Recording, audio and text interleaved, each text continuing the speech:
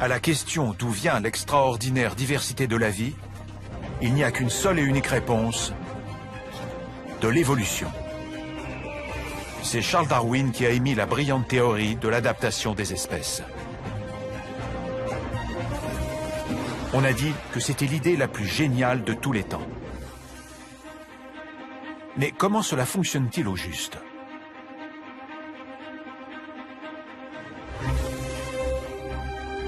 Aujourd'hui, la science est capable d'élucider cette énigme. Elle dévoile les mécanismes biologiques qui expliquent certaines transformations stupéfiantes. Par exemple, le fait que les oiseaux descendent des dinosaures, ou que nous-mêmes descendions des poissons. Et surtout ce qui fait de nous des humains.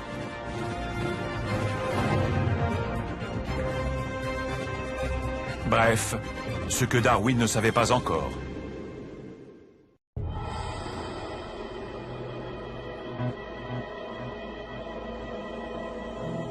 L'arbre de vie de notre planète est d'une étonnante diversité.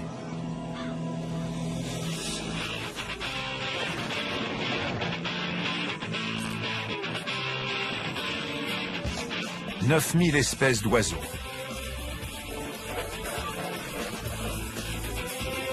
350 000 sortes de coléoptères. 28 000 familles de poissons. 2 millions d'espèces connues.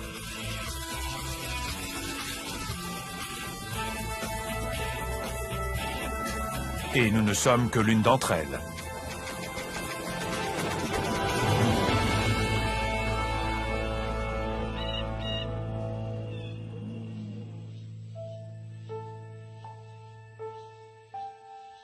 Pourquoi existe-t-il une telle variété d'animaux? Pourquoi y a-t-il autant d'espèces de poissons, d'insectes,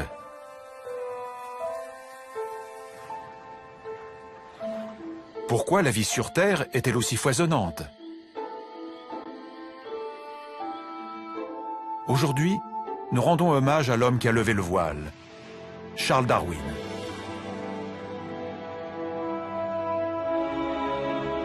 Il est né en 1809 et il y a 150 ans, il a publié l'œuvre fondatrice de la biologie moderne.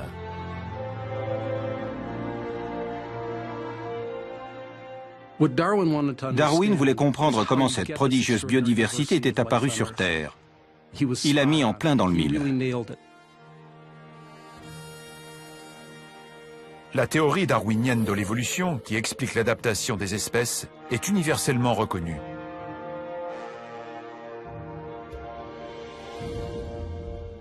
Mais Darwin lui-même admettait que ses travaux étaient incomplets. Quantité de questions demeuraient, dont la plus importante, comment? Comment l'évolution se produit-elle? Il n'en connaissait pas les mécanismes. Il ne comprenait pas les forces physiques qui modifient l'apparence des espèces.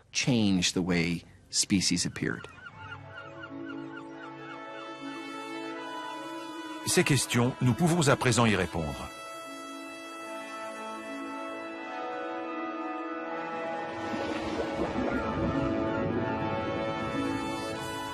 Nous pouvons sonder les arcanes de l'évolution et comprendre comment ce processus mystérieux a donné naissance à une telle profusion de vie. Le plus formidable d'un point de vue scientifique, c'est que nous allons pouvoir comprendre cette diversité. Ça ne démystifie rien, ça ajoute à la magie.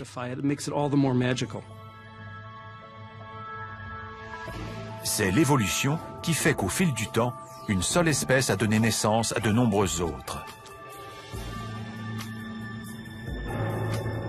Un poisson primitif devient l'ancêtre de tous les animaux à quatre pattes et de l'homme. Une seule espèce, la nôtre, acquiert un cerveau d'une complexité unique qui lui permet de dominer la planète. Nous allons enfin trouver les réponses que cherchait Darwin.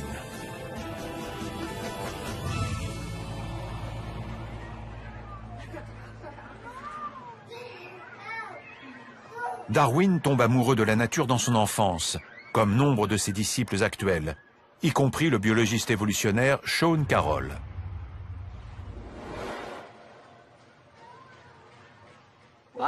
J'ai commencé à m'intéresser aux animaux comme tous les autres biologistes, dans mon jardin ou au zoo. Je soulevais tous les bouts de bois que je trouvais pour voir s'il y avait des salamandres, des serpents ou des grenouilles. Leurs couleurs et leur comportement me fascinaient. Exactement comme le jeune Charles Darwin. Il aimait traîner dehors. Il collectionnait les bestioles. C'était un gamin tout à fait ordinaire. Et il n'aimait pas l'école. Il était tellement mauvais élève que son père, éminent médecin et personnage assez imposant, s'inquiétait pour son avenir.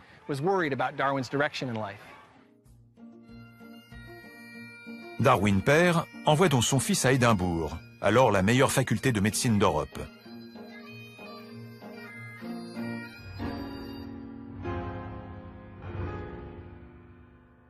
Mais la vue du sang rebute le jeune Charles.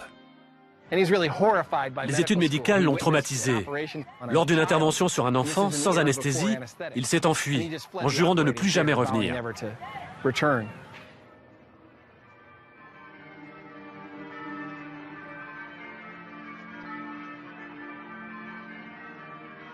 Son père l'inscrit ensuite à Cambridge, en théologie.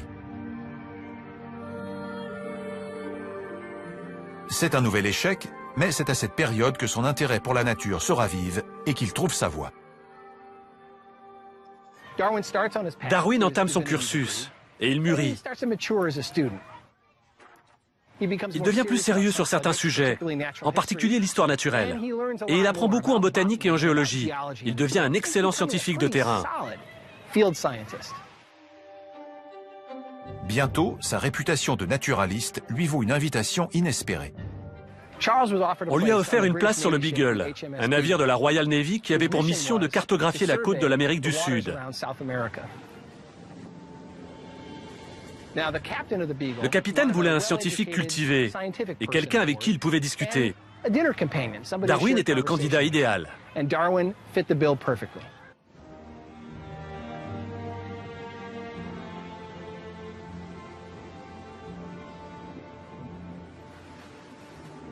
C'est ainsi que Charles Darwin embarque pour un long voyage qui va révolutionner notre compréhension de la diversité des espèces.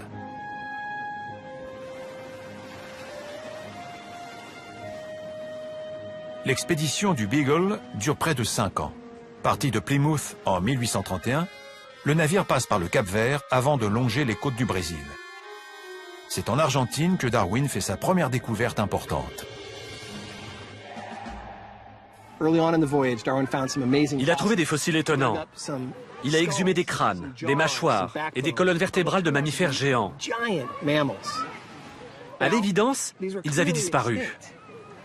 Et Darwin s'est demandé quel était leur lien avec les animaux alors présents en Amérique du Sud.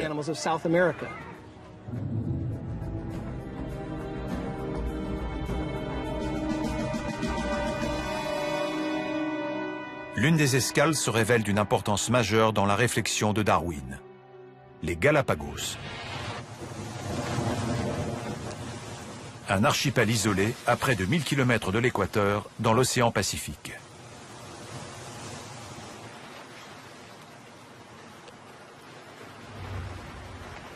Ici vivent des animaux qui n'existent nulle part ailleurs.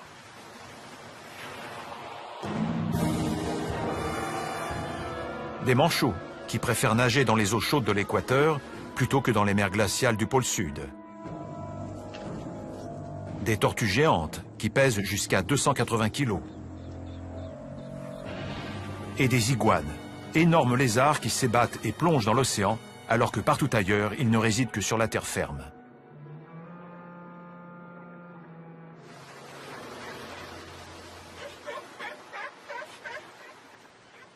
Voyageant pour la première fois aux Galapagos, Sean Carroll découvre à son tour les créatures qui ont tant intrigué Darwin. Ce sont les iguanes marins qui symbolisent le mieux ces îles. Les voir dans leur habitat invisible sur la roche noire, exactement comme Darwin les a décrits, c'est génial. C'est une créature hideuse, stupide et maladroite. Elle est d'un noir sale.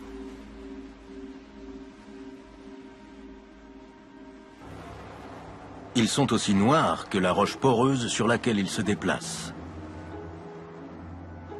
Dans son journal, Darwin décrit minutieusement les iguanes, mais il n'est pas encore l'autorité scientifique qu'il va devenir. À 26 ans, Darwin n'était pas le grand théoricien que nous connaissons. C'était un collectionneur qui recueillait toutes sortes de plantes, d'animaux et de roches. Il n'a compris que bien plus tard l'importance de ces trouvailles. Il est fasciné par les tortues géantes qui se déplacent lourdement et le laissent monter sur leur dos.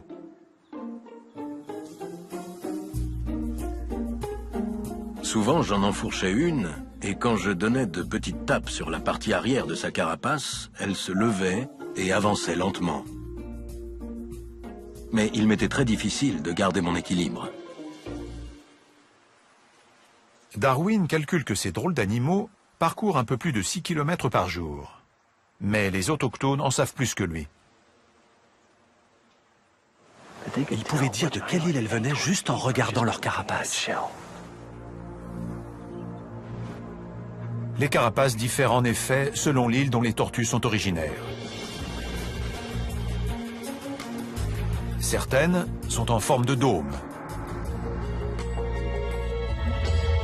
D'autres dessinent une arche au-dessus de la tête de l'animal comme une selle.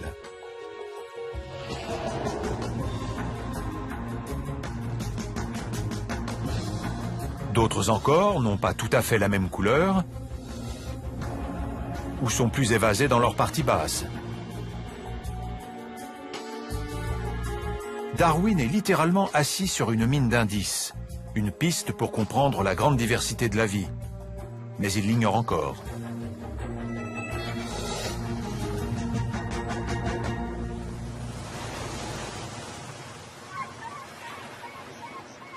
Il tourne plutôt son attention vers les oiseaux.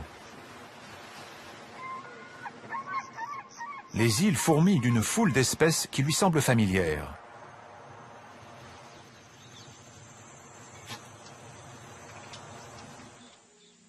Il remplit sa besace de ce qu'il croit être des sortes de pinsons, de gros becs, de roitelets et de merles.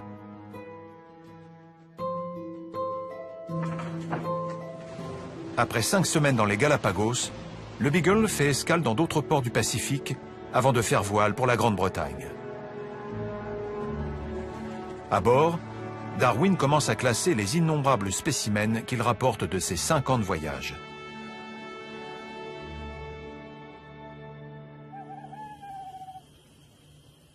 Ce n'est que de retour chez lui qu'il comprend la valeur de sa récolte. Un ornithologue lui révèle que tous les oiseaux qu'il a rapportés sont en fait des variations d'un même groupe.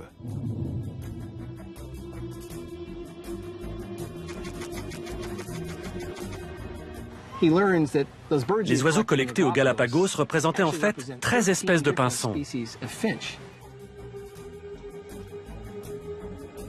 Darwin a été induit en erreur car en apparence, ils n'ont rien en commun. Certains ont un bec gros et dur. D'autres, un bec long et fin.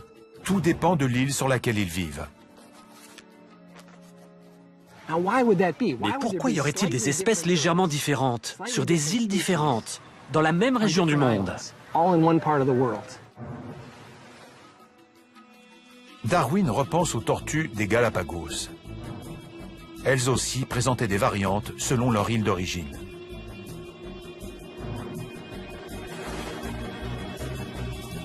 Son cerveau entre en ébullition. Petit à petit, ses réflexions s'organisent. Il décrit ce processus comme une émeute mentale, un courant de conscience. Il griffonne des notes à mesure que les idées lui viennent. À la fin, tout converge pour former une grande idée. Le naturaliste se rend compte que pour une raison indéterminée, les espèces changent.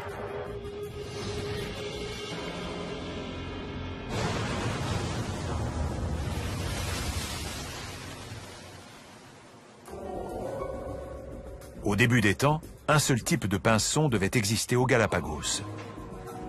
Mais au cours des âges, il s'est diversifié en de nombreux autres, dotés de becs différents. De même pour les tortues, dont une seule espèce a sans doute donné naissance à plusieurs, avec des carapaces adaptées à leur habitat.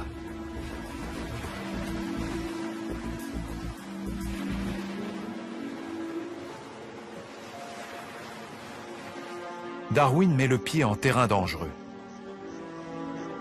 À l'époque, on tient pour acquis que Dieu a créé toutes les espèces. Or, ce que Dieu a créé ne peut être que parfait et immuable. Darwin répliquait « Non, pourquoi Dieu s'embêterait-il à créer des pinsons légèrement différents sur ces îles qui se ressemblent toutes ?» Pour lui, l'opinion la plus répandue manque cruellement de logique.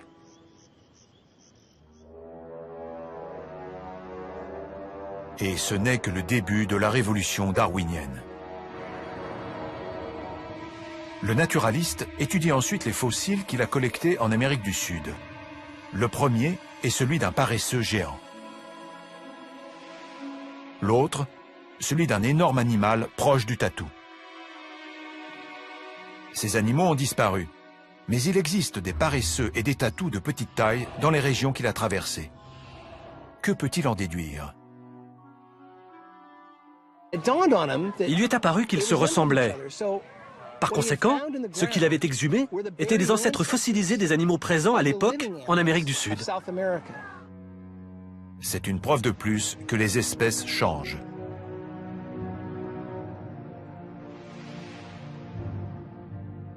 D'une façon ou d'une autre, les géants préhistoriques ont dû se transformer en animaux plus petits, semblables à ceux qu'il connaît.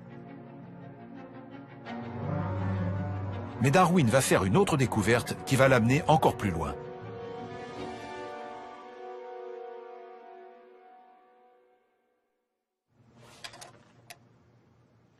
À l'époque victorienne, les scientifiques se passionnent pour l'étude de la vie au stade embryonnaire.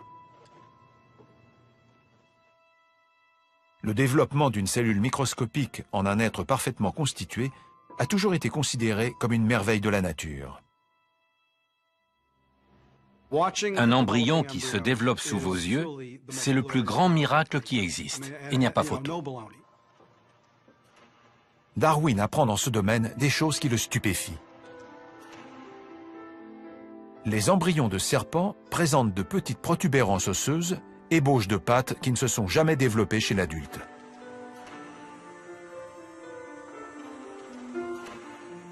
Cela signifie-t-il que les serpents descendent d'un animal à pattes ?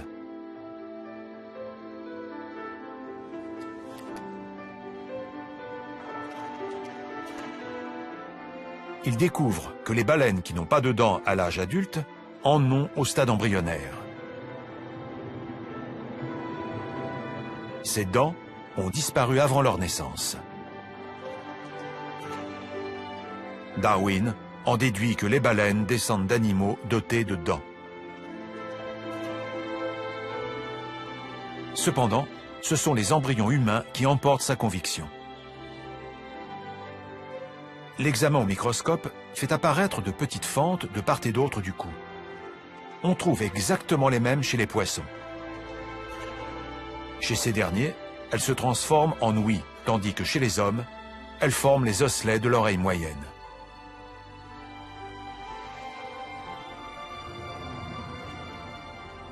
N'est-ce pas là l'évidence que l'homme descend du poisson ?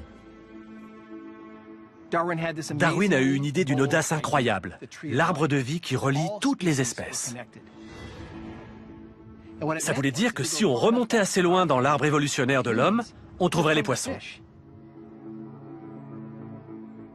Et si on remontait assez loin dans celui des oiseaux, on trouverait les dinosaures. Des créatures qui ne se ressemblaient pas du tout pouvaient en fait avoir un lien étroit. Personne n'y avait pensé avant Darwin.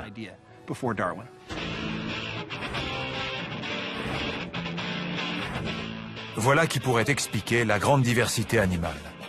À partir d'un ancêtre commun et avec le temps, de génération en génération, les espèces peuvent changer radicalement. Certaines acquièrent de nouvelles caractéristiques physiques, certaines en perdent. Ainsi, un type d'animal peut se transformer en un autre, complètement différent. Ce concept, Darwin l'appelle la descendance avec modification.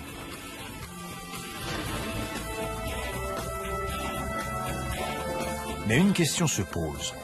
Pourquoi? Pourquoi les animaux changent-ils? Darwin cherche des pistes et les trouve là où il les attend le moins. Chez les chiens. Grands, petits, gros, hauts sur pattes. Les Britanniques les ont toujours adorés. Et l'Angleterre victorienne vit une véritable histoire d'amour avec eux. Même Sa Majesté en est folle. Cette passion ne s'est jamais démentie, surtout chez les scientifiques. Heidi Parker en témoigne. Le plus intéressant avec les chiens, c'est leur variété. Leur taille va de celle d'une marmotte à celle de Léonberg, comme Zépi, qui est presque aussi grand qu'un daim. Si c'était le cas chez les humains, certains ne seraient pas plus hauts que des poupées. Darwin pense que ces écarts ne sont pas dus au hasard. En les sélectionnant, les éleveurs accouplent des chiens porteurs de caractéristiques physiques différentes pour créer de nouvelles races.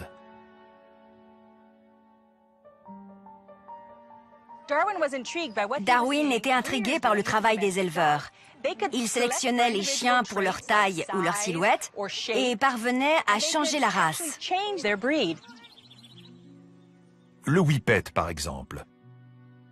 Conçu pour chasser le lapin, il a été créé en appariant des lévriers, pour leur vitesse, avec des terriers, bons chasseurs de petits gibiers.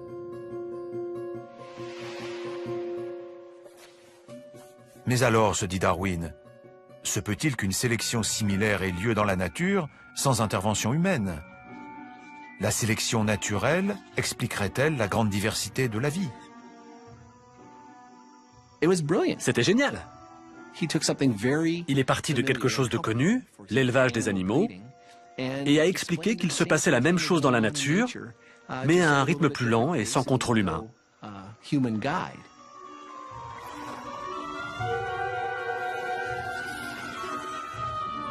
Comment ce processus peut-il se produire de lui-même? Le problème pousse Darwin à observer la nature d'un œil neuf. Dans l'imagerie sentimentale victorienne, les gentils agneaux font bon ménage avec les lions. Darwin, depuis son voyage sur le Beagle, a une autre vision. Il sait que la nature est sauvage.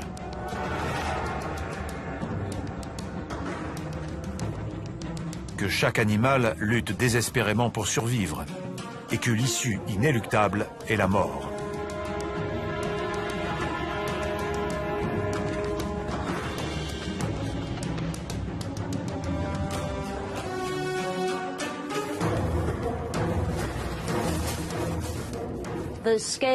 Dans la nature, le taux de mortalité est effroyable.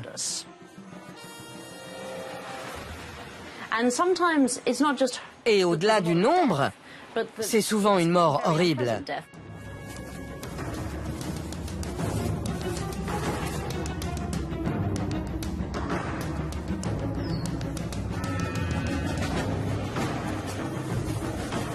Pourtant, au milieu de cette violence, Darwin distingue un schéma. Il a montré que la nature est un champ de bataille où règne une concurrence acharnée et que ce combat féroce, comme il le décrit, est un processus créatif.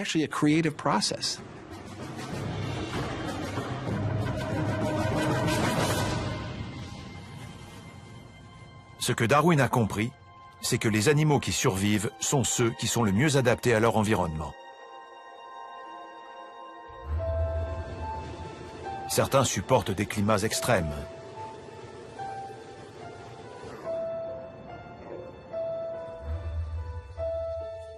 D'autres sont des machines à tuer d'une efficacité redoutable.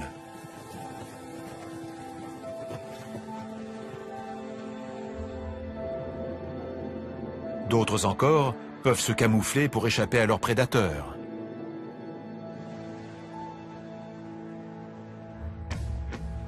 Mais comment cette vision réaliste de la nature explique-t-elle les pinsons des Galapagos et leurs becs de formes différentes d'une île à l'autre? Est-ce pour eux un moyen de survie?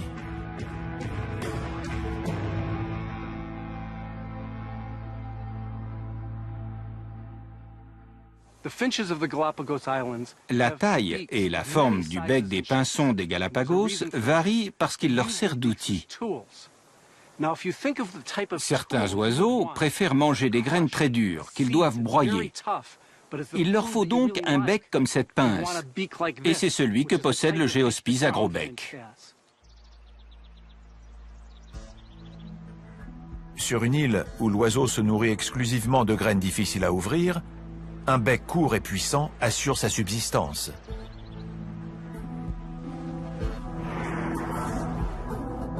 Mais sur l'île voisine, les fleurs constituent la seule source de nourriture.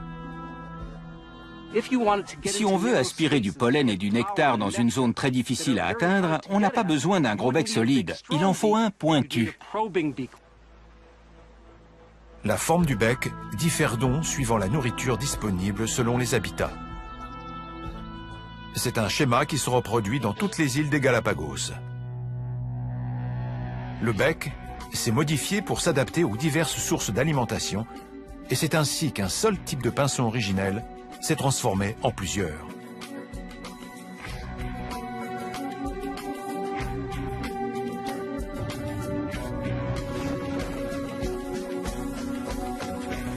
Mais comment ces changements se sont-ils produits?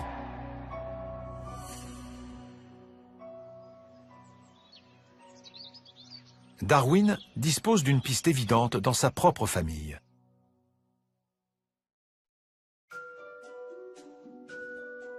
Tous les parents savent que leurs enfants ne se ressemblent pas. Charles n'a pas le même physique que son frère Erasmus, bien qu'ils aient les mêmes parents. Les enfants de Charles ont hérité certains traits de leur père, et d'autres de leur mère, Emma. Mais eux non plus ne se ressemblent pas. C'est ce que Darwin appelle la variation. Il s'est aperçu qu'aucun individu n'était la copie d'un autre, et qu'il y avait des variations. Le naturaliste en conclut que la variation doit être le point de départ du changement. Les petits d'une portée ne sont pas exactement les mêmes à chaque génération. Et dans la nature, cette infime variation peut faire la différence entre la vie et la mort.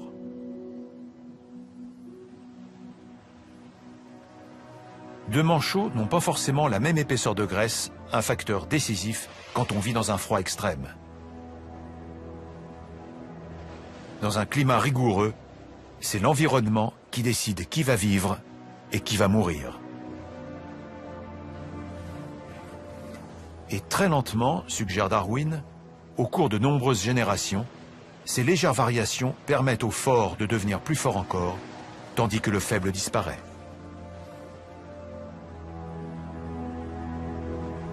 Avec l'accumulation de ces variations, une nouvelle branche surgit sur l'arbre de vie. C'est l'évolution par la sélection naturelle, l'une des clés de la formation des nouvelles espèces.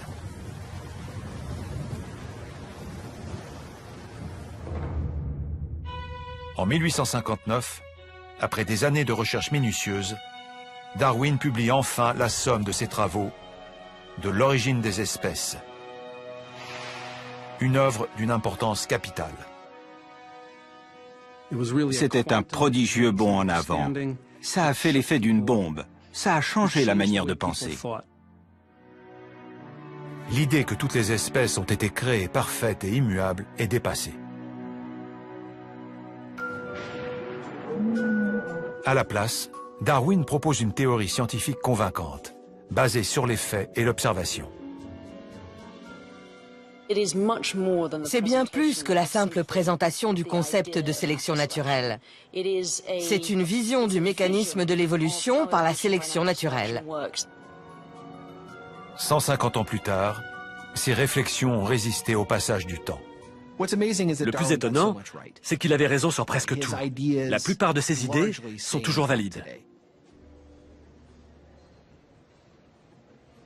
Néanmoins, il est le premier à admettre que sa théorie comporte des lacunes. Il ne sait pas vraiment comment le processus s'opère. Que se passe-t-il dans l'organisme d'un être vivant pour qu'il change? Aujourd'hui, la science peut enfin répondre, grâce à un mécanisme caché que Darwin ne pouvait pas connaître.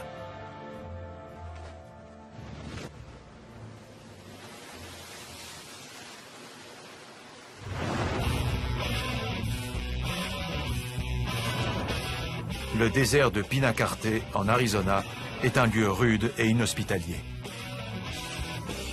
Surtout pour le minuscule rat kangourou. Ce sont les amuse-gueules du désert. Tous les animaux s'en régalent. Les renards, les coyotes, les serpents à sonnettes, les hiboux. Avec ses 15 grammes, le rat kangourou n'est pas armé pour combattre ses grands prédateurs. Seul le camouflage peut lui donner un espoir de survie. En toute logique, la couleur de son pelage se confond avec les roches. Cependant, dans le désert, l'environnement n'est pas uniforme. Par endroits, des éruptions volcaniques ont dessiné un paysage où alternent lave noire et roches claires.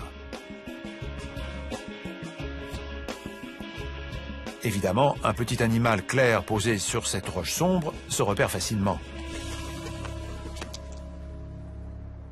Darwin aurait pu prédire ce qui s'est passé alors.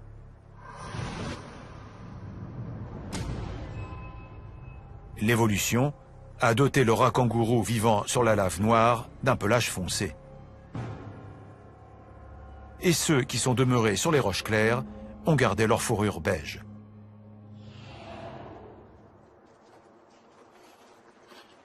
Michael Nachman veut savoir comment la chose s'est produite. Première étape de l'enquête, attraper des rats kangourous. Accompagné de Sean Carroll, il relève les pièges qu'il a posés la veille. Tous les rats foncés ont le ventre blanc. On peut supposer qu'il n'existe pas de ventre noir parce que les prédateurs arrivent toujours d'en haut. Comparer le pelage de ces rongeurs avec leur environnement, voilà qui aurait été tout à fait à la portée de Darwin. Mais Michael Nachman peut aller beaucoup plus loin. Il peut étudier l'ADN de ces animaux.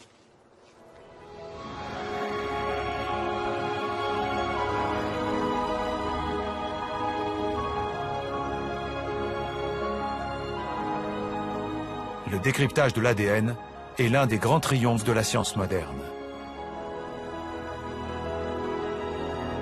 Depuis, notre compréhension de l'évolution et du développement des êtres vivants a atteint un niveau que Darwin n'imaginait même pas. L'ADN est l'un des secrets de la vie. C'est un système de stockage idéal pour la vaste quantité d'informations nécessaires à la construction des organismes. Là est la clé du mystère. L'ADN est un code et sa double hélice contient toutes les informations qui déterminent le développement et le fonctionnement des êtres vivants. Des séquences spéciales de ce code, alignées le long de chaque molécule d'ADN, constituent nos gènes.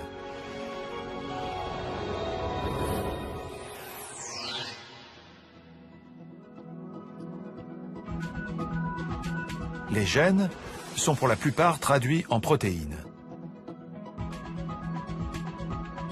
Et ces protéines forment les matériaux de notre corps. L'une fabrique les cheveux, l'autre les cartilages, d'autres encore les muscles. L'ADN ne contient que 4 bases, ou lettres. Mais elles permettent toutes sortes de combinaisons, et elles renferment l'information de tous les organismes de la planète.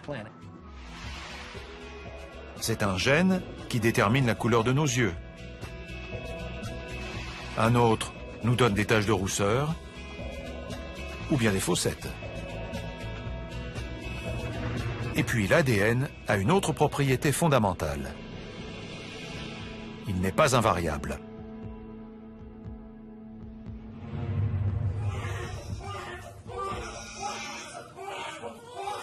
Lors de la conception, l'ovule fécondé reçoit la moitié de son ADN de la mère et l'autre du père. Une toute nouvelle combinaison est ainsi créée. C'est pour ça que nous ressemblons un peu à nos parents, tout en étant uniques.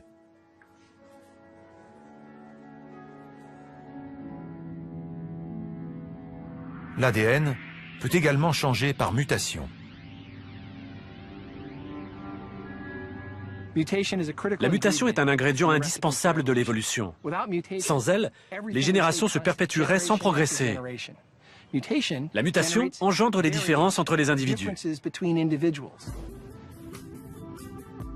Une mutation peut se produire lors de la réplication de l'ADN, quand une cellule se divise et qu'un organisme se développe. Une base A peut être remplacée par une base G et une base C par une base T. Les modifications qui s'opèrent alors sont si minimes qu'elles passent inaperçues. Mais lorsqu'elle a lieu dans les cellules que nous transmettons à notre progéniture, la mutation peut entraîner de grands changements.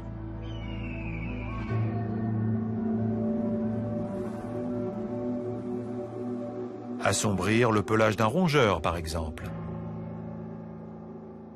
La mutation est souvent connotée négativement, mais elle n'est ni bonne ni mauvaise. Qu'une mutation soit favorable, nocive ou neutre dépend des conditions dans lesquelles vit l'organisme. Celle qui a rendu foncé le rat kangourou est favorable, puisqu'il vit sur une roche noire. Elle serait mauvaise s'il habitait dans les sables du désert.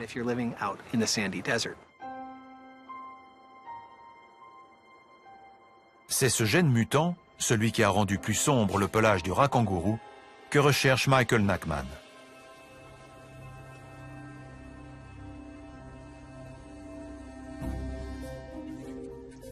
De retour au labo, il s'attelle à une tâche fastidieuse, comparer les deux types de rongeurs pour tenter de repérer toute différence.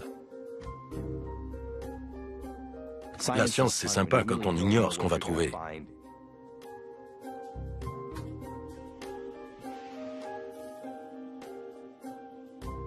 Les uns après les autres, les gènes des deux rats s'avèrent identiques.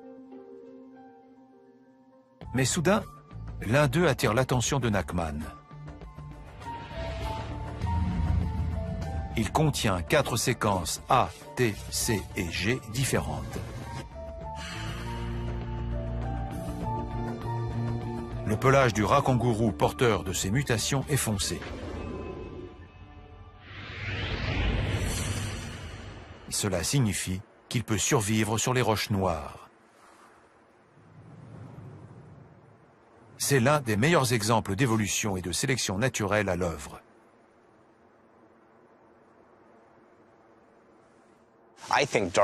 Darwin aurait été ravi de savoir qu'on a identifié les gènes responsables de ce changement. Et ce n'est que l'un des nombreux liens mis en évidence entre les mutations génétiques et l'évolution. De nos jours, la science a recensé de multiples exemples de ce processus. Le colobe voit en couleur grâce à un gène mutant. Il peut donc distinguer les feuilles rouges, les plus nutritives, des feuilles vertes, plus dures et desséchées. Un grain de sable génétique a fait circuler un puissant antigel dans le sang de ce poisson de l'Antarctique, lui permettant de survivre dans ces eaux glaciales. Le lien entre mutation génétique et évolution est si fort que vers la fin des années 80, une idée se fait jour. Pour comprendre le fonctionnement de l'évolution, il suffirait de comparer les gènes des êtres vivants.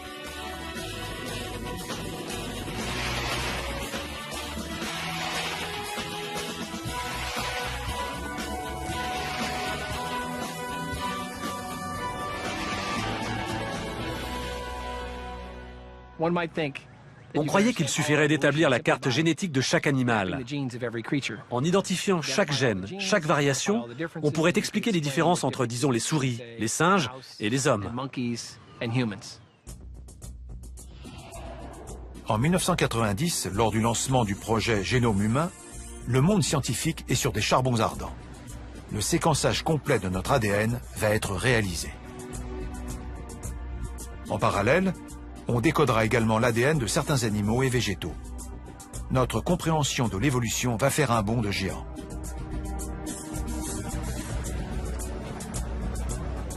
Les chercheurs sont persuadés que les animaux supérieurs que nous sommes possèdent bien plus de gènes que les organismes plus simples.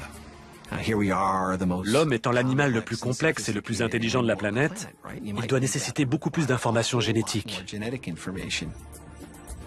Les paris sont ouverts. Quelle sera la taille de notre génome par rapport à d'autres formes de vie? Les estimations donnaient entre 80 000 et 120 000 gènes pour les humains.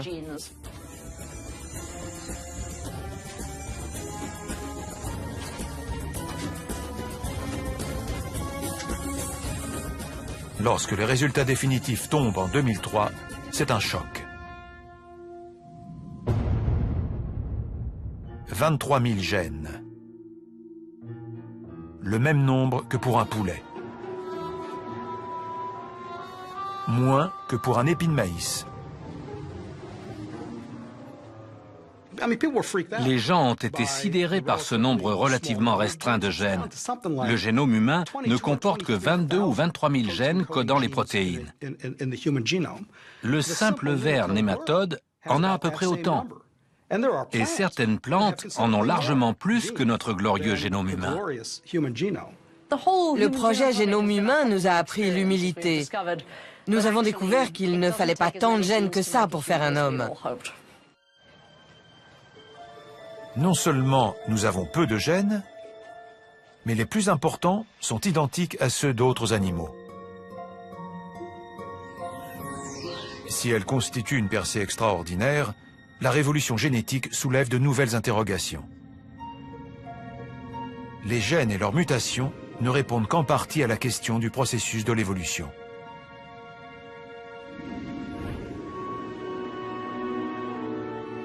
Il doit se passer autre chose, de plus subtil et de plus mystérieux. Comment expliquer ces différences si on a les mêmes gènes? Pour découvrir ce que Darwin ne savait pas encore, il nous faut reprendre l'enquête.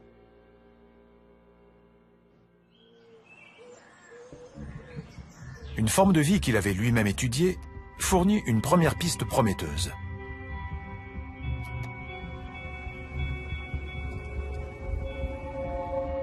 Regardez ces embryons.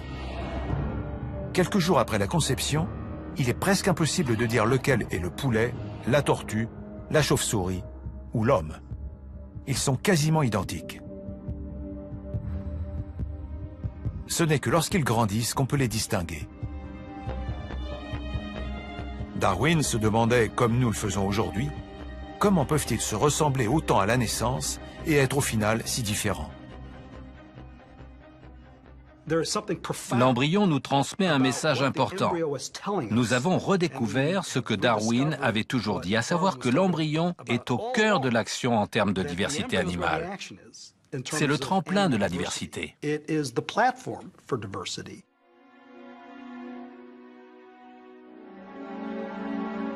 Ce qui interpelle les biologistes, c'est que ces embryons de diverses espèces, non contents de se ressembler, utilisent pratiquement les mêmes gènes clés pour se construire.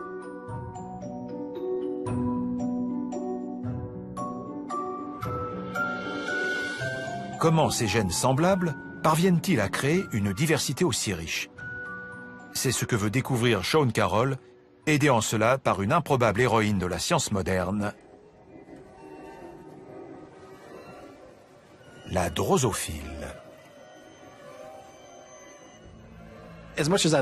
Comme animaux de laboratoire, les mammifères de la savane ne sont pas indiqués. Ils sont gros, chers et se reproduisent lentement. Mieux vaut observer les exemples les plus simples du phénomène qu'on veut comprendre. Malgré sa petite taille, cette mouche fait des choses étranges et merveilleuses. Regardez plutôt sa parade nuptiale. Captivée, une femelle entre dans la danse.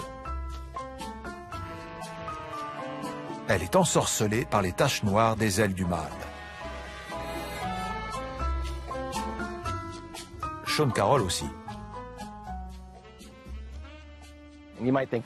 Les mouches nous dérangent, mais elles sont charmantes. Les mâles de cette espèce exécutent une danse compliquée et déploient leurs ailes tachetées de noir devant la femelle. Pour nous, c'est aussi magnifique que la queue d'un paon.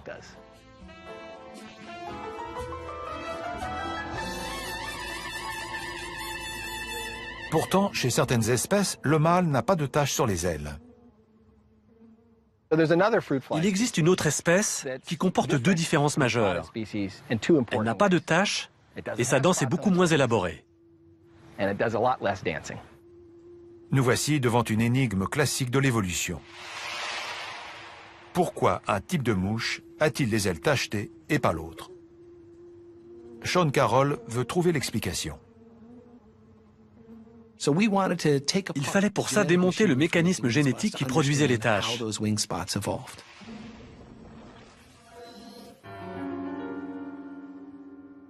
Sean Carroll compare minutieusement les deux types d'ADN. Il dispose déjà d'un indice de taille. Il connaît le gène encodeur des taches noires. Il l'a surnommé le gène pinceau.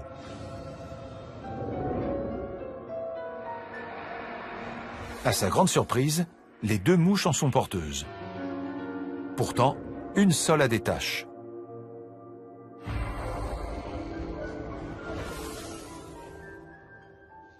Le gène pinceau existe chez les deux espèces. Donc la grande différence n'est pas sa présence, mais son utilisation. Une espèce s'en sert pour faire des taches, l'autre non.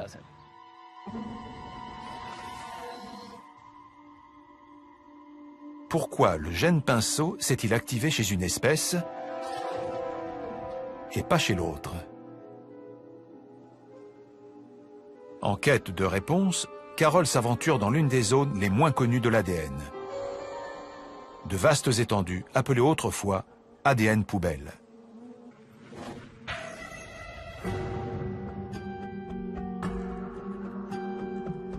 Cette matière noire du génome est un territoire mystérieux, inexploré, étrange. Car près de 98% de la double hélice ne code pas les protéines qui fabriquent notre corps. Les gènes actifs ne représentent que 2%. Le rôle exact de cette immense région non codante intrigue les détectives de l'évolution comme Sean Carroll. Voilà la bande. C'est le test de fragmentation? Oui. Sachant que le gène pinceau est identique chez les deux types de mouches, le scientifique approfondit son exploration de leur ADN. À un endroit, juste à côté du gène pinceau, il découvre un élément important. Un fragment d'ADN différent sur la mouche aux ailes tachetées. À quoi cela correspond-il? Carroll tente alors une expérience.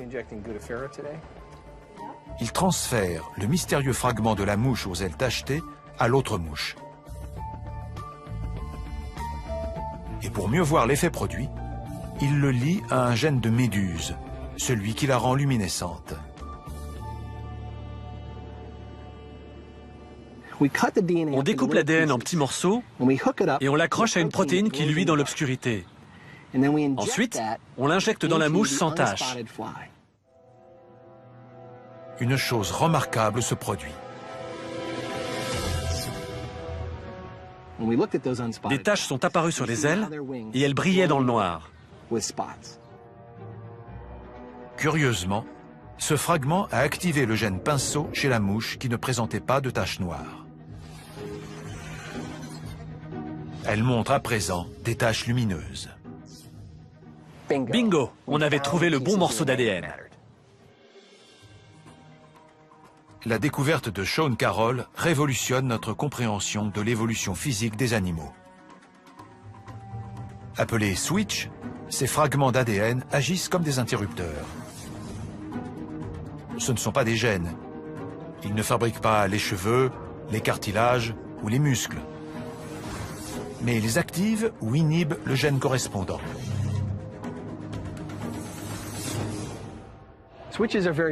Les switches sont très importants parce qu'ils déclenchent les gènes à un endroit et à un moment bien précis. Et donc, ils déterminent le schéma des taches, des rayures et des motifs du corps des animaux. Dans le cas de la drosophile, c'est une mutation, un changement mineur des bases de l'ADN qui a activé le gène pinceau.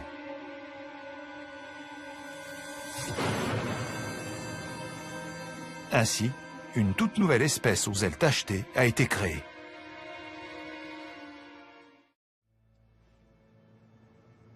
Ce qui nous ramène à ce que Darwin avait vu dans l'embryon de serpent, l'esquisse de pattes.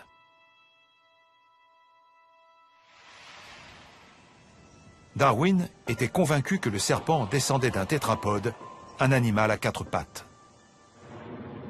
Depuis, ce même phénomène étrange, la perte de membres, a été observé chez d'autres animaux, comme la baleine.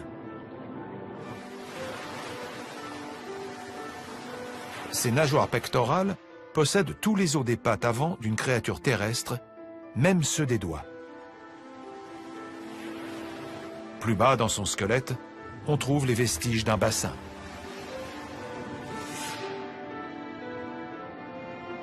À l'évidence, le lointain ancêtre de la baleine arpentait la terre ferme.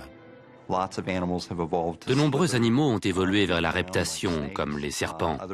D'autres nagent, comme les baleines. Et quand on a besoin d'un profil aéro ou hydrodynamique, il vaut mieux se débarrasser de tout ce qui dépasse, donc des membres. Le lamantin est lui aussi un énorme mammifère qui vit dans la mer. Et lui aussi a perdu ses pattes postérieures. Comment ?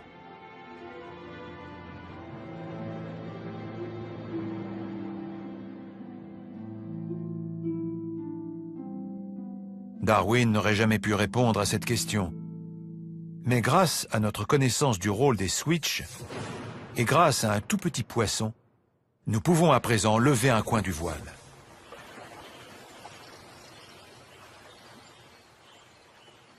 Dans ce lac de Colombie-Britannique habite un animal qui ne devrait pas être là. L'épinoche. La plupart d'entre elles vivent dans l'océan.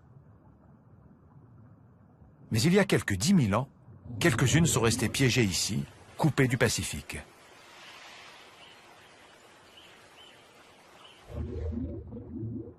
Avec le temps, elles ont évolué.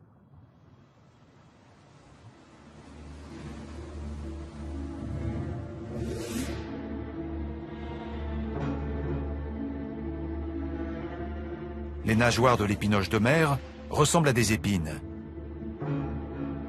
Elles leur servent de défense. Pas facile en effet d'avaler un tel poisson.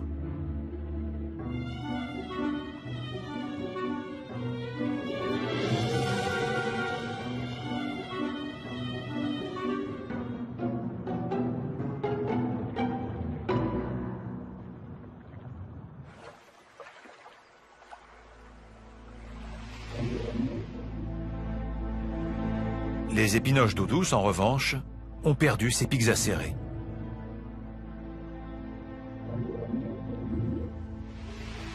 Les chercheurs David Kingsley et Dolph Schluter ont tenté de comprendre pourquoi.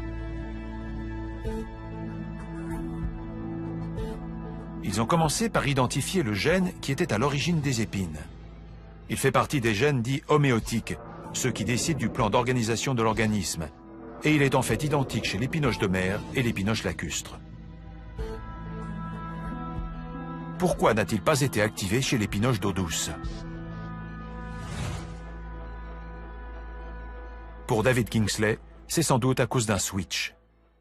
Nous savons que ces switches existent, mais ils sont encore très difficiles à trouver. Il n'y a pas de code génétique nous permettant de lire la séquence d'ADN et d'en localiser un pour activer un gène. Après une minutieuse analyse de l'ADN non codant, le chercheur repère enfin une section d'ADN qui a muté chez l'épinoche d'eau douce. Cette mutation signifie que l'interrupteur est cassé et qu'il n'a pas activé le gène qui fabrique les épines.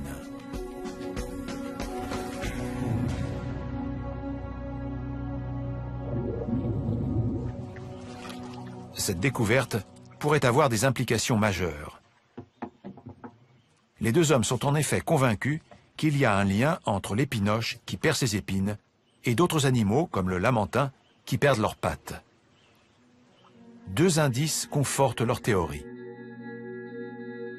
Tout d'abord, le gène homéotique responsable des épines de l'épinoche joue également un rôle dans le développement des membres postérieurs. Pour le deuxième indice, la prudence est de mise. L'épinoche lacustre a certes perdu ses épines, mais l'évolution en a laissé de minuscules vestiges. Des traces d'os. Et ces os sont asymétriques, plus grands à gauche qu'à droite. On s'est dit que ce serait incroyable si cette dissymétrie était la signature du même gène, qui contrôle aussi la perte des membres postérieurs chez des animaux complètement différents.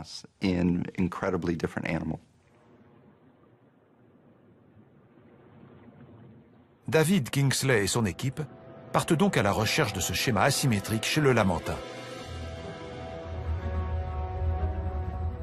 Et ils le trouvent. Tous les squelettes observés présentent des os pelviens plus larges à gauche qu'à droite.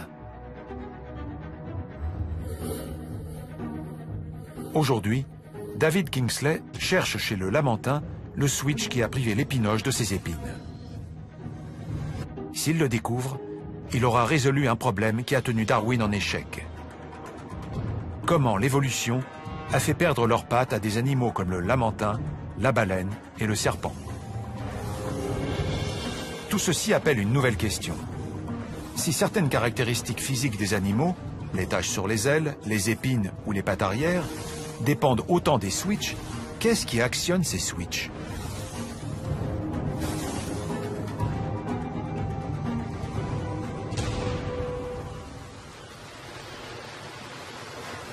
Pour tenter d'y répondre, les scientifiques se tournent vers de petites bêtes que Darwin connaissait bien, les pinsons des Galapagos.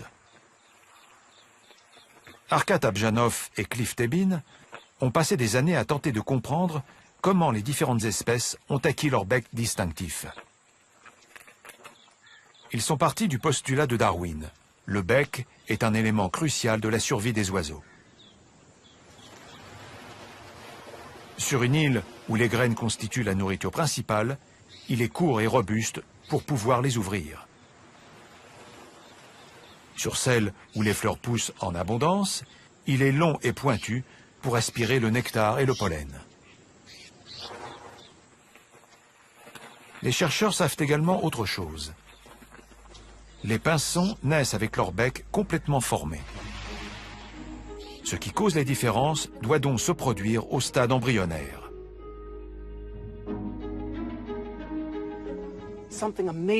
Il se passe une chose incroyable dans l'œuf. Les gènes s'activent et s'inhibent. Et c'est la manière dont ils le font qui détermine quel genre de pinson se développe.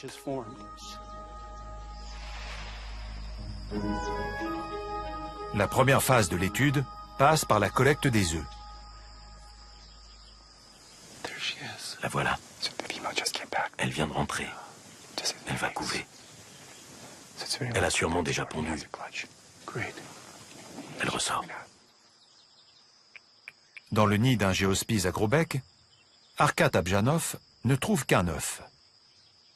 Il ne le prend pas de peur que la mère abandonne le lieu.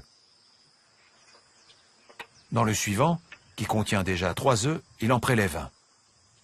Il sait que la mère en pondra un autre à la place. Les deux hommes recueillent plusieurs œufs dont les embryons sont à différents stades de développement. Ils pourront ainsi suivre pas à pas la croissance des becs.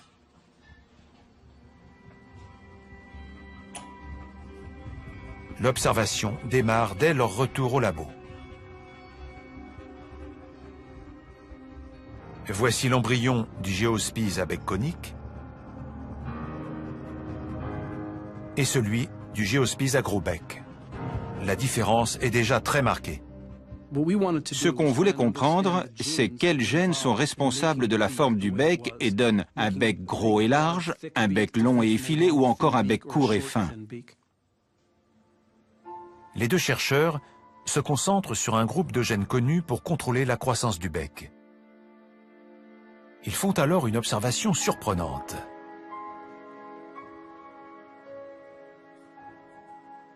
Chez le Géospiz à gros bec, un gène homéotique bien précis s'active au 5e jour de développement. Mais chez le Géospiz à bec conique, il ne se déclenche que 24 heures plus tard. Cette découverte est capitale. Ce sont les mêmes gènes qui fabriquent le bec de tous les pinsons. Les différences viennent du moment et de l'intensité de leur activation. On avait mis le doigt dessus. Ce sont les mêmes gènes qui font un long bec pointu ou un gros bec large. Ce qui fait toute la différence, c'est la puissance du gène, à quel moment il s'active et à quel moment il s'inhibe. Mais l'équipe n'est pas au bout de ses surprises. Ce gène a quelque chose de particulier. Comme tous les gènes homéotiques, il ne fabrique pas vraiment de la matière. Ce n'est pas lui qui est à l'origine du cartilage qui constitue le bec des pinsons. Il actionne des switches qui, à leur tour, déclenchent ou inhibent les gènes qui fabriquent le bec. Les scientifiques savent désormais que tous les gènes ne sont pas égaux. Certains forgent la matière de notre corps, mais il faut des switches pour les mettre au travail. Ce sont les gènes homéotiques qui commandent ces switches et qui dirigent le chantier. Ce système complexe entraîne d'énormes différences entre les espèces. Avoir compris cela nous aidera peut-être à résoudre l'un des plus grands casse-têtes darwiniens, le mystère des grandes transformations.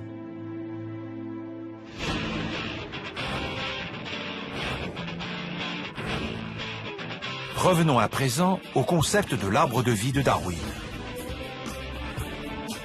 Toutes les formes de vie sont apparentées. Elles descendent d'un ancêtre commun et au fil de plusieurs milliards d'années, elles ont changé et se sont diversifiées de sorte que des animaux identiques au départ ont évolué en espèces totalement différentes.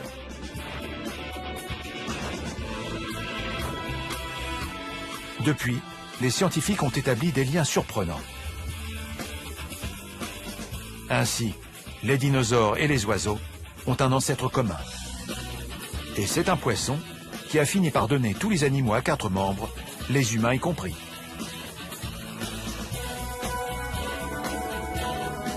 De toutes les idées de Darwin, l'arbre de vie était sans doute la plus révolutionnaire. C'était une chose de comprendre comment 2 espèces de pinsons se diversifient, comment leur bec se modifie. C'était un petit pas. Mais les grandes différences, par exemple, entre les poissons et les animaux terrestres, comment ces changements se sont-ils produits? Diverses traces de ces grandes transformations sont apparues au fil du temps. 1 an après la publication du livre de Darwin de l'origine des espèces, des paléontologues ont ainsi mis au jour le fossile d'un animal qu'ils ont baptisé Archaeopteryx. Il présentait à la fois des caractéristiques d'un oiseau et d'un dinosaure. Darwin lui-même voyait des preuves tout aussi convaincantes lorsqu'il étudiait des embryons. Ces fentes, situées près des oreilles de toutes les créatures terrestres, y compris les humains. Chez nous, elles deviennent les osselets de l'oreille moyenne. Mais chez les poissons, elles se transforment en ouïes. Faut-il en conclure que les animaux terrestres descendent des poissons? C'est plus que tentant. Mais se pose alors la question de savoir comment un poisson a pu se retrouver doté de pattes qui lui permettent de marcher sur la terre ferme. Darwin n'en avait pas la moindre idée.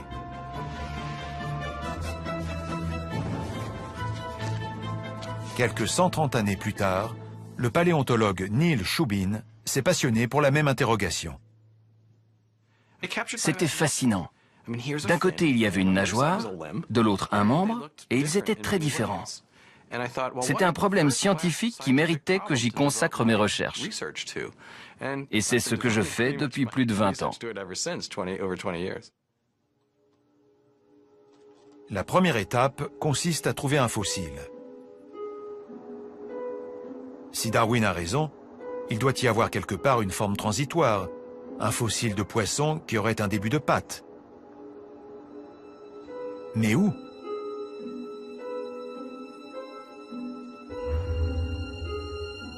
Les archives fossiles montrent que les vertébrés terrestres sont apparus il y a 365 millions d'années. Avant, il n'y avait que des poissons.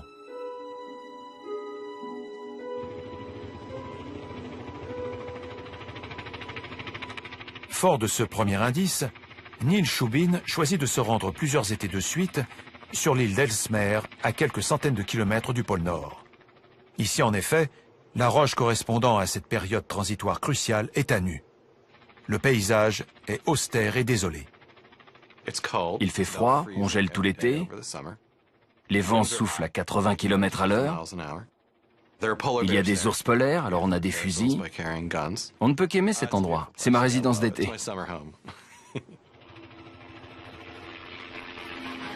Les expéditions coûtent cher, et les résultats des 3 campagnes précédentes ayant été peu concluants, Neil Shubin hésite à en entreprendre une 4e. J'ai demandé à mes collègues si on devait y aller, si ce n'était pas jeter l'argent par les fenêtres. C'était un moment critique. On a failli ne pas venir.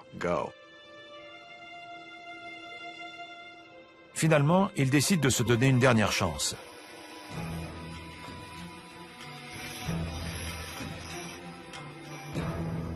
Au bout de 3 jours de fouilles, ils sont toujours bredouilles. Et puis, alors qu'ils commencent à perdre espoir, je travaillais à côté d'un collègue quand il s'est écrié « Hey, c'est quoi ça ?»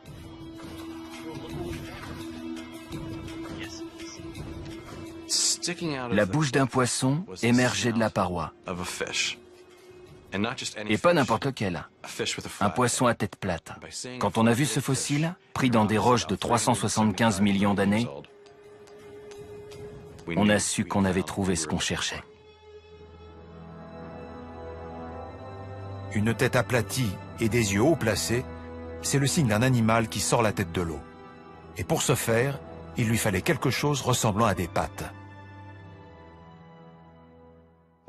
On s'est mis à crier et à sauter de joie. On n'était que 6, mais on a fait un de ces raffus.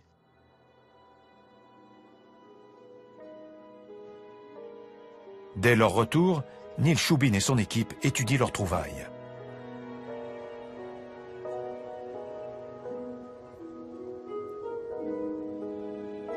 Ils la baptisent Tiktaalik, qui signifie poisson d'eau douce en inuit. Tiktaalik est une forme transitoire idéale. Son corps est en grande partie celui d'un poisson et il est recouvert d'écailles. Mais il possède également un curieux attribut.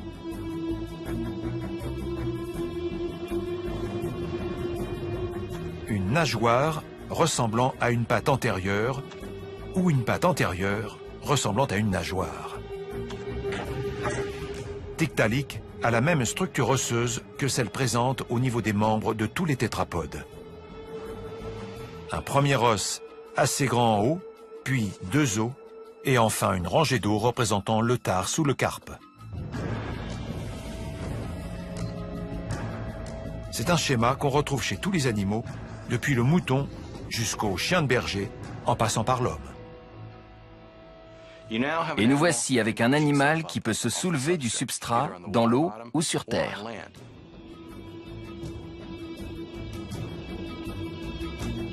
Pourquoi Tiktaalik a-t-il acquis cette nouvelle ossature?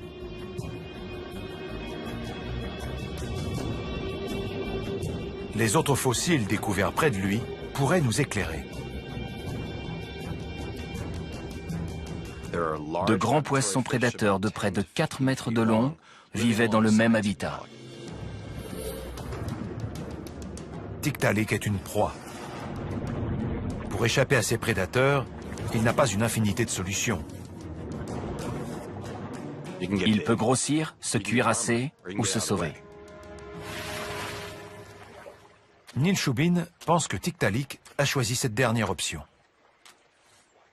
Avec ses nageoires ressemblant à des membres, il aurait pu se traîner jusqu'en lieu sûr, sur la terre ferme. Mais ce n'est qu'une partie de la réponse. Ça n'explique pas le mécanisme génétique par lequel, au lieu d'une nageoire, on a une patte.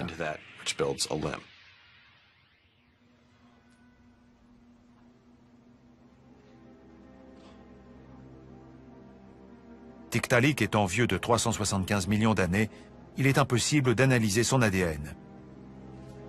Neil Shubin doit trouver un de ses cousins, un poisson apparenté, toujours en vie. Il nous fallait un spécimen appartenant à la bonne branche de l'arbre évolutionnaire, mais qui est aussi une nageoire très charnue. Alors on est parti à la pêche.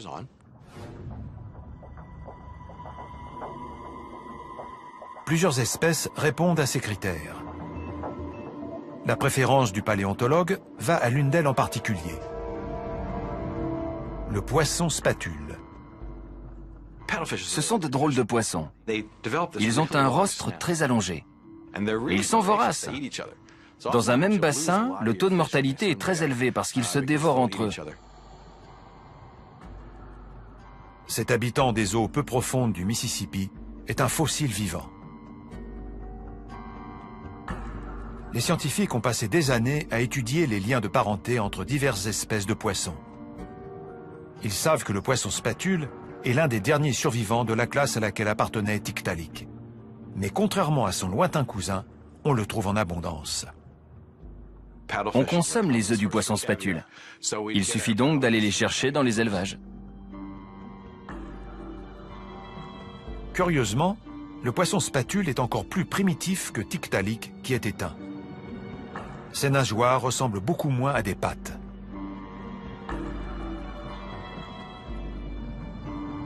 Étant apparentés, tous deux devraient cependant avoir le même patrimoine génétique.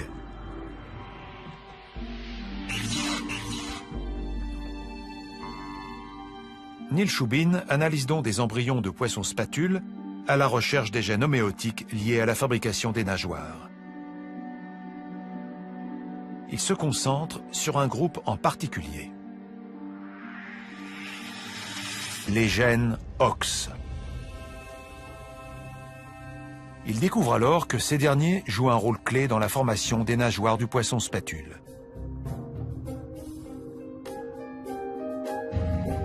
Une partie des gènes OX active le premier stade de leur développement, un gros cartilage qui est rattaché à la ceinture scapulaire. Curieusement, ce sont les mêmes gènes qui produisent l'os long du membre antérieur de tous les tétrapodes, y compris l'homme.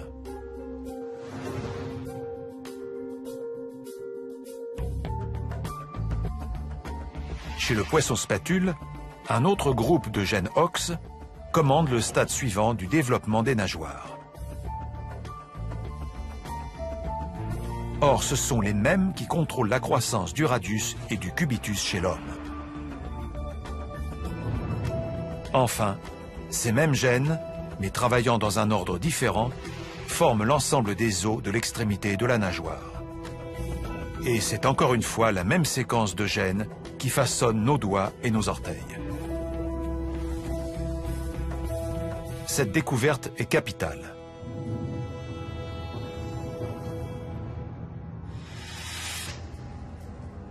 Soudain, quelque chose est venu combler le fossé qu'on pensait infranchissable entre les tétrapodes et les poissons. Si Tiktaalik possédait les mêmes gènes, cela signifie que les poissons préhistoriques étaient déjà porteurs de presque tout le matériel génétique nécessaire pour faire des bras et des jambes. Il a suffi de quelques mutations, de quelques changements dans le timing et l'ordre des gènes activés ou inhibés pour qu'une nageoire devienne un membre. L'évolution n'a pas besoin de créer de nouveaux gènes ou de nouvelles combinaisons pour produire des nouvelles structures. En reconfigurant les anciens, elle invente de véritables merveilles.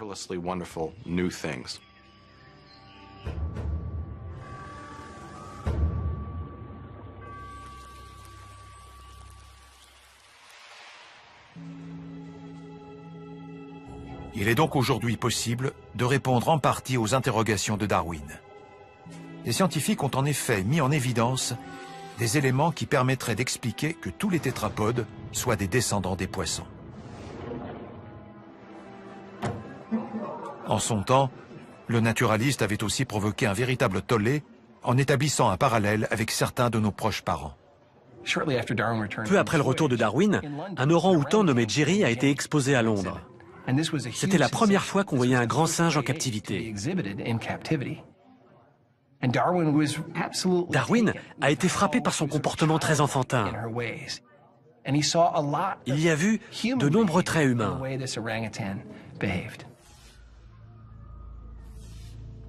Lorsque Darwin avance que l'homme descend du singe, il est violemment pris à partie. Il s'attaque à un dogme intouchable. Dieu a créé l'homme à son image et il est supérieur à toutes les autres créatures. De nos jours, il est communément admis que nous partageons bien un ancêtre commun. Le problème, c'est qu'après avoir séquencé le génome de l'homme et celui du singe, nous sommes face à une nouvelle énigme. Katie Pollard est spécialiste de l'ADN du chimpanzé. Étant donné les différences entre les deux espèces, on pourrait s'attendre à avoir un tout autre ADN. En fait, il est identique à 99%. Soit juste un tout petit écart de 1%.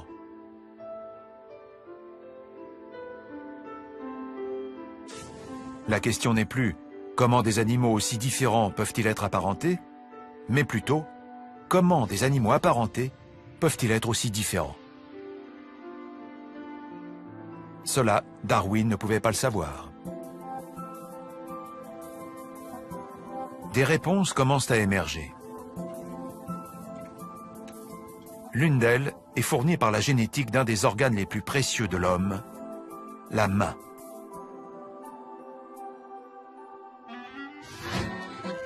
La main humaine est une merveille de technologie. Agile, adroite, il n'y a rien de comparable dans la nature. Elle offre une combinaison unique de précision et de force grâce à un doigt en particulier, le pouce. L'une des caractéristiques de la main humaine est la capacité du pouce à toucher les 4 autres doigts. Ça nous permet de former une pince qui nous donne une grande précision.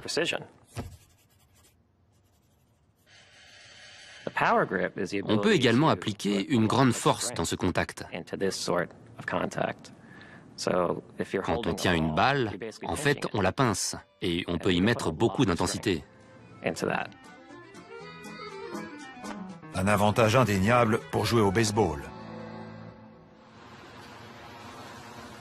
Pourquoi possédons-nous des outils aussi polyvalents comparés à nos proches cousins? Jim Noonan s'est fixé pour mission de le découvrir.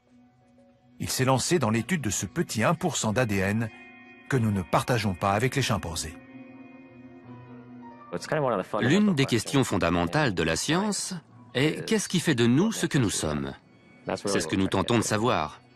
Qu'est-ce qui fait que les humains sont des humains? C'est un long travail.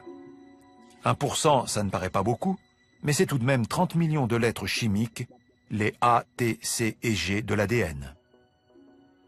Le génome est vaste. On ne peut pas déterminer ce qui est important et ce qui ne l'est pas juste en examinant une séquence. Jim Noonan finit pourtant par repérer quelque chose dans l'ADN humain. Une séquence qui diffère en 13 endroits de celui du chimpanzé.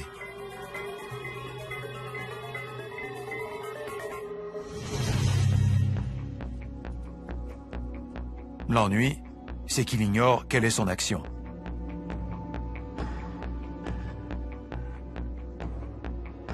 Pour le savoir, il l'implante dans un embryon de souris.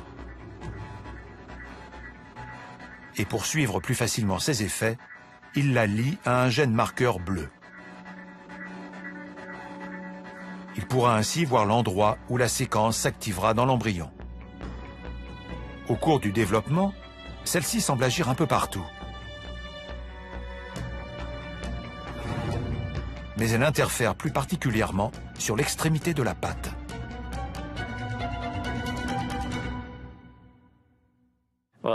C'était super. L'image était frappante. Jim Noonan s'aperçoit que l'ADN humain agit sur le pouce et le gros orteil de l'embryon de souris.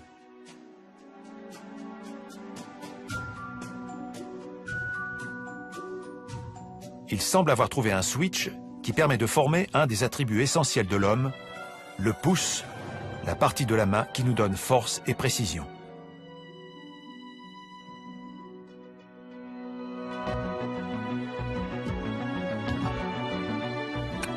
Cette force et cette précision qui nous permettent de tenir un pinceau, de manipuler des outils, de piloter un avion de chasse,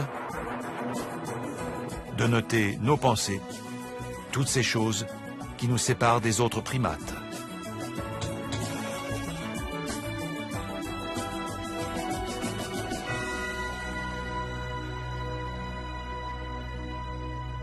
Avoir une main préhensile est une chose, mais encore faut-il savoir s'en servir. Et pour ça, l'homme dispose d'un autre organe hors norme. Son cerveau.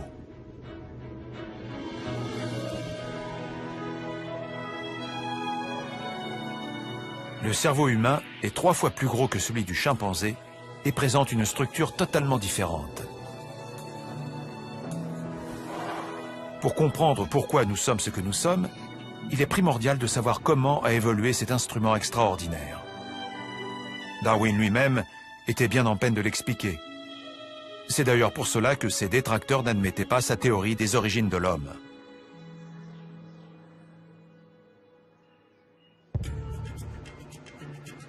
Aujourd'hui, une hypothèse surprenante pourrait expliquer en partie ce développement exceptionnel.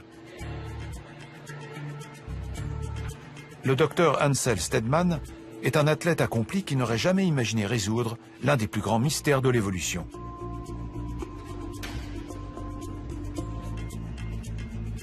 Il a consacré sa carrière au traitement de la dystrophie musculaire, une grave maladie dégénérative, parfois mortelle. C'est un choix qu'il a fait pour des raisons très personnelles. Ma rencontre avec la dystrophie musculaire était inévitable. J'ai 2 frères qui en sont atteints.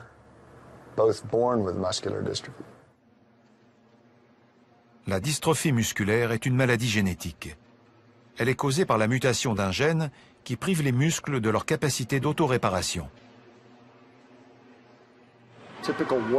Une séance d'escalade comme celle-ci doit détruire quelques milliers de cellules musculaires. Mais elles se régénèrent dans la nuit et elles sont même un peu plus fortes quand je reviens m'exercer le lendemain.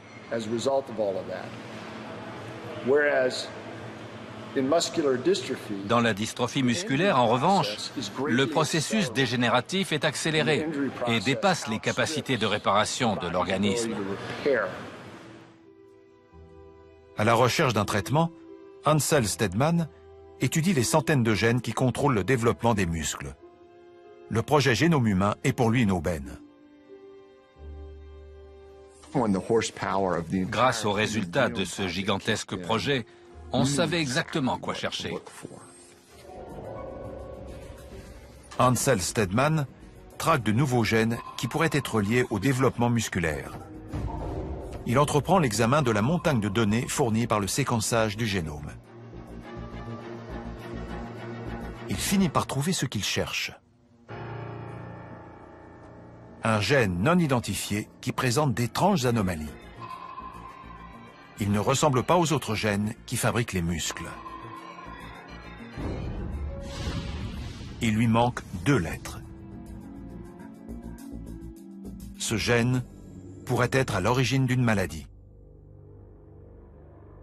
Il a tout de suite été évident qu'une mutation de ce type provoquait de graves problèmes musculaires.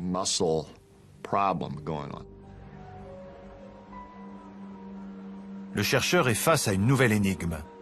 Pourquoi les humains possèdent-ils un gène défectueux? Se pourrait-il qu'il y ait eu une simple erreur dans les données? Pour en avoir le cœur net, Steadman décide d'étudier un autre sujet humain. Je dois avouer qu'on pratique parfois certaines expériences sur nous-mêmes, surtout par commodité. C'est facile de prélever son propre ADN. À sa stupéfaction, il trouve dans son ADN ce même gène endommagé. Je le repère dans mon ADN et là, je me dis, ça veut dire que j'ai une maladie musculaire. Une affection dont je ne suis pas conscient. J'ai fait des prélèvements sur d'autres membres du labo. Et quelques cotons-tiges plus tard... Et bien sûr, ils avaient tous le même défaut au même endroit.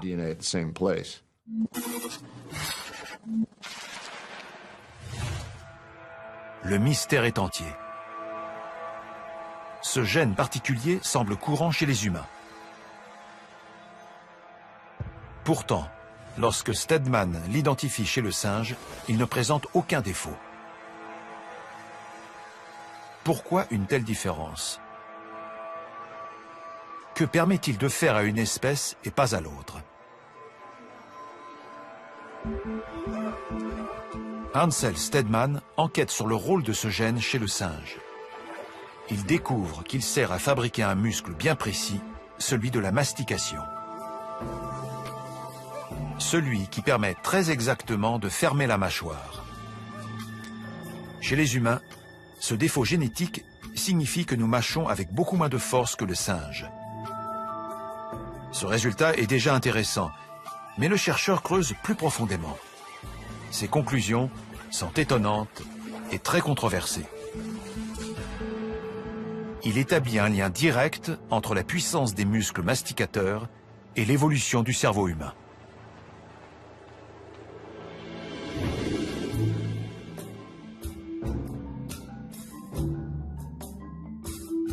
Sa réflexion est la suivante. Le crâne des humains et des singes est constitué de plusieurs plaques osseuses indépendantes, ce qui permet à la tête de grossir au cours de la croissance. Les muscles masticateurs exercent une traction sur ces plaques. Et chez les singes, les forces en jeu sont considérables. Chez le gorille, ce muscle, qui est gros comme celui de ma cuisse, part d'ici et passe à travers ce trou pour actionner la mâchoire. On ne parle pas d'un biceps ni d'un triceps, mais d'un quadriceps. C'est un muscle énorme qui doit passer dans ce trou pour faire fonctionner l'appareil masticatoire.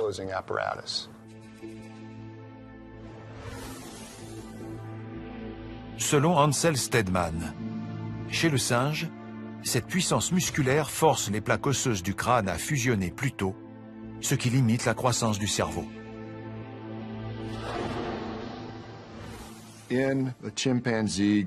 La fontanelle du chimpanzé, du gorille ou de l'orang-outan est complètement soudée vers l'âge de 3 ou 4 ans.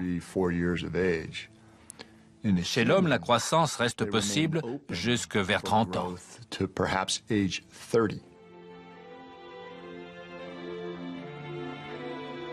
Ce serait là le secret. Une mutation du muscle de la mâchoire chez l'homme permet à son crâne de grossir jusqu'à l'âge adulte, créant davantage de place pour le cerveau.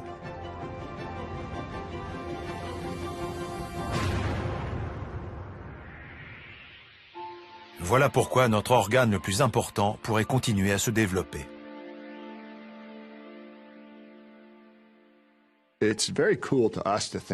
Il est très séduisant de penser qu'une mutation qui affecte les muscles pourrait être l'événement décisif qui nous a fait évoluer vers une espèce distincte.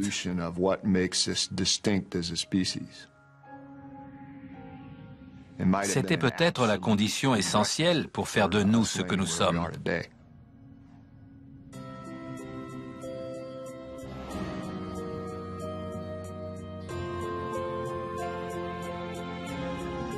Nous commençons seulement à comprendre l'évolution du cerveau humain. C'est un domaine de recherche qui attire des scientifiques dont les spécialités auraient laissé Darwin pantois.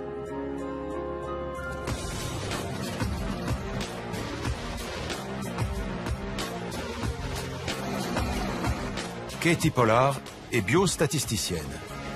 Elle passe sa vie penchée sur des chiffres. Ce qui me plaît dans mon travail, c'est de cogiter sur mon ordinateur, d'écrire des programmes et de penser biologie. Mes recherches actuelles n'intéressent pas que les scientifiques. C'est un sujet qui nous touche tous de près. Qu'est-ce qui nous rend humains?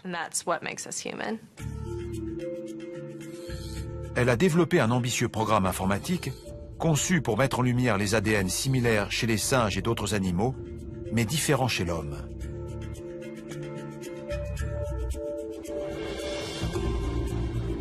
Elle espère ainsi identifier celui qui n'appartient qu'à notre espèce.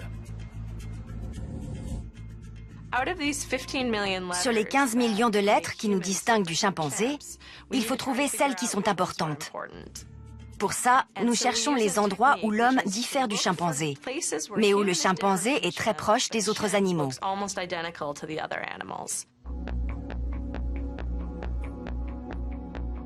Comparer les séquences d'ADN d'hommes et de chimpanzés représente une tâche colossale. En gros, ces données représentent une pile de disques durs. Un travail qui aurait pris 35 ans sur un ordinateur de bureau, on l'a fait en un après-midi.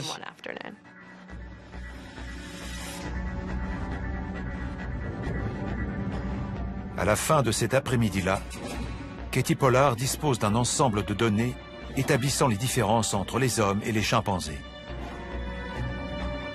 Fait significatif, la plupart des dissemblances ne sont pas dans les gènes, mais dans les switches. En grande majorité, ce ne sont pas des gènes, mais des régions de l'ADN qu'on peut considérer comme des switches, des interrupteurs qui activent ou inhibent un gène voisin, qui lui disent où, dans quelle partie du corps, dans quel tissu, à quel moment ou à quel niveau il doit agir. Mais ce que la chercheuse découvre ensuite est encore plus fascinant. Plus de la moitié d'entre eux étaient près d'un gène agissant sur le cerveau.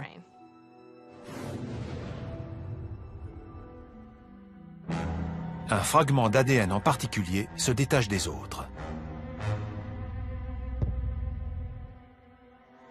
Il s'agit d'une séquence que l'on sait active dans le développement embryonnaire d'une partie vitale du cerveau, le cortex.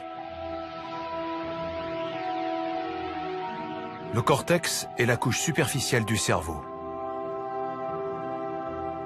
Il est le siège de fonctions uniques à l'homme, comme le langage, la musique ou les mathématiques.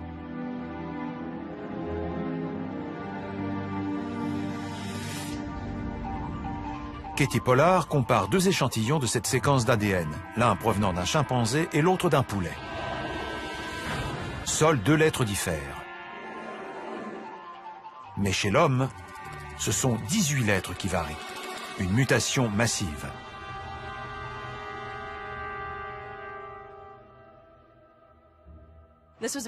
Pour un chercheur, c'est un grand moment de triomphe. Voilà donc encore un moyen pour l'ADN de façonner les caractères distinctifs de l'homme. Nous savons désormais que l'ADN a plusieurs façons d'agir. Par les gènes, qui fabriquent la matière de notre corps, par les switches, qui activent et inhibent ces gènes, et par les composés chimiques des séquences d'ADN, qui actionnent ces switches. La somme de ces découvertes nous permet de comprendre enfin comment d'infimes variations d'ADN peuvent engendrer d'énormes changements.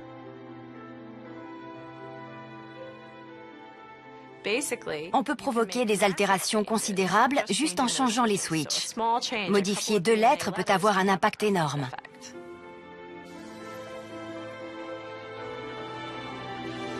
Comment l'homme peut-il être aussi proche du singe et pourtant aussi différent?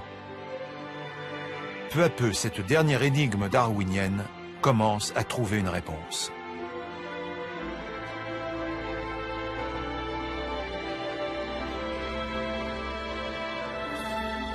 « 150 ans après la publication du livre « De l'origine des espèces », avec la théorie révolutionnaire qui expliquait la vaste diversité de la vie, les scientifiques qui ont repris le flambeau ont accompli des progrès extraordinaires. Si Darwin était là, il serait stupéfait, ravi, ému même, de voir combien sa théorie a progressé. Il serait sidéré par ce que nous sommes capables de comprendre aujourd'hui. Mais ça lui donnerait aussi une immense satisfaction, parce que tout ce que nous avons appris valide ce qu'il disait. Darwin est un scientifique remarquable qui mérite tout notre respect. Toutefois, il ne clôt pas le chapitre de l'évolution. Au contraire, il l'ouvre. Il en a souligné les points majeurs, mais nous en avons découvert davantage qu'il l'aurait cru possible. «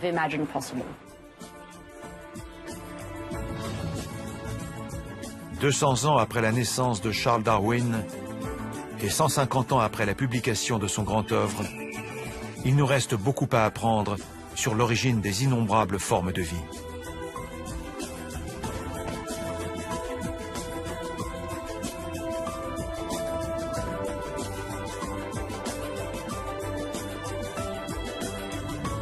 C'est en relevant ce défi que nous continuerons à faire progresser la médecine et que nous parviendrons à une meilleure compréhension de ce que nous sommes.